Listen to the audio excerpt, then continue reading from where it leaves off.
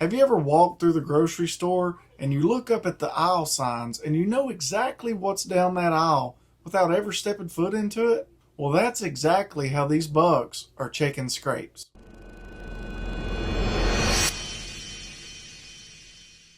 So it's mid-October here in East Tennessee, and the bucks are really going to start hitting these scrapes hot and heavy. They have community scrapes. They've got scrapes that they just sporadically make outside of doe bedding, outside of their bedding. They use these to just communicate. Essentially, it's just a billboard for deer. There's signs sent and lots of information that they gather using scrapes. Here's the common misconception with scrapes is that a buck always comes in to hit the licking branch and clear out the leaves. But that's it. It's a misconception. The truth is, a lot of these bucks, once they establish these scrapes, they'll circle downwind of the scrape, whether it be 20, 30, 40, 50 yards, and they'll use the wind to their advantage to check these scrapes. Just like I mentioned, we walk down the aisles and we'll look at the signs to see if what we need is down that aisle.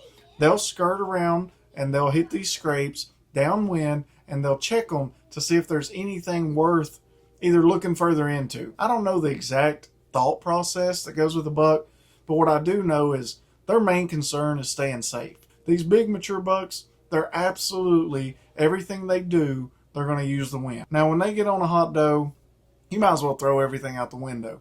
It don't matter about the wind, it don't matter about thermals, it don't matter about cover. That's why when you see these bucks on these hot does, you'll see them out at the neighbor's house in broad daylight, standing in the yard.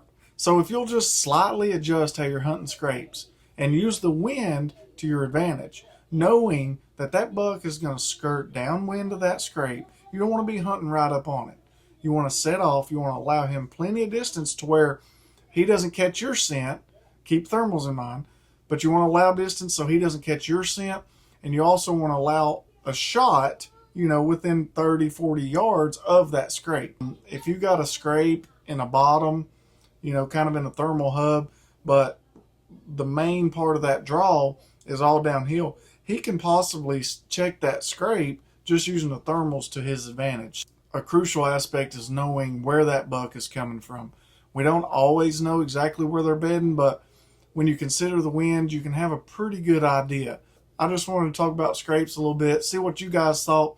This is definitely something that I've implemented and I will continue to implement. Nothing's foolproof. You may get a buck that comes right into a scrape and doesn't even disregard any kind of wind or thermals or anything like that. But this is just something that I've picked up on and that I've heard and people have told me. So I just wanted to share it with you guys, and maybe it'll help you when it comes to hunting scrapes in October.